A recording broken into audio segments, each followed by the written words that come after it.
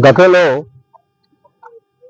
Gannavaram port స్థాపించినప్పుడు ఆ గ్రామానికి break water అని జట్టి అని నిర్మాణం చేస్తాం అని చెప్పేసి ఆ రోజు మాట ఇవ్వడం జరిగింది 2008లో అప్పుడు ఉన్నటువంటి గవర్నమెంట్.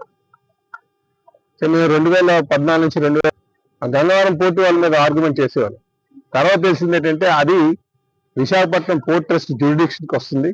ఒక ఏదైనా పోర్టు ముందు స్థాపిస్తే దానికి 11 కిలోమీటర్లు ఇరువైపులా ఆ పోర్టు జ్యూరిడిక్షన్ వస్తుంది. ఆ పోర్టు వాళ్ళు ఇవ్వాలి పర్మిషన్.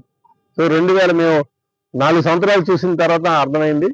ఆ తర్వాత విశాఖపట్నం పోర్ట్ ట్రస్ట్ వారితో మాట్లాడి వాళ్ళు 2018 చివరికి మా పదవీ కాలం పూర్తి కావస్తున్న టైంకి వాళ్ళు పర్మిషన్ వాళ్ళు ఒక నోట్ ఇచ్చారు, బోర్డు రెజల్యూషన్, మీరు దాన్ని డిపిఆర్ రెడీ చేయమని చెప్పేసి.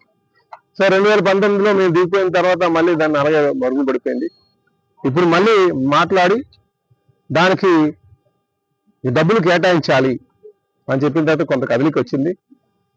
అది కేవలం ఒక మ్యారిటైమ్ బోర్డు వాళ్ళే కాకుండా సెంట్రల్ గవర్నమెంట్ ఇచ్చేటువంటి ఫండ్స్ తో కూడా చేస్తే బాగుంటుంది కనుక అక్కడ ఆ యారాడ్లో దాన్ని నిర్మాణం చేస్తే రేపు టూరిజం కూడా ఉపయోగపడుతుంది. ఎందుకంటే రేపు ఎవరైనా సముద్రంలోకి వెళ్ళాలన్నా బోట్లు ఏమైనా పెట్టుకున్నా సరే ఈ బ్రేక్ వాటర్ ఉపయోగపడుతుంది. ఎందుకంటే బ్రేక్ వాటర్ యొక్క ముఖ్య ఉద్దేశం ఏంటంటే అలలు లేకుండా ఉంచడం, ఒడ్డుకి తీరానికి సులువుగా వచ్చడం, రావడానికి కోసం ఆ బ్రేక్ వాటర్ అంటాం.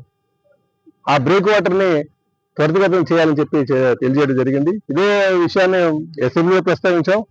ఇప్పుడు పోర్టు వారితో కూడా మాట్లాడాం, మ్యారిటైమ్ బోర్డు వారితో, ఏపీ మ్యారిటైమ్ బోర్డు వారితో కూడా మాట్లాడడం జరిగింది. ఖచ్చితంగా నాకు చాలా నమ్మకం ఉంది, నా హయాంలో అది పూర్తి చేస్తాను.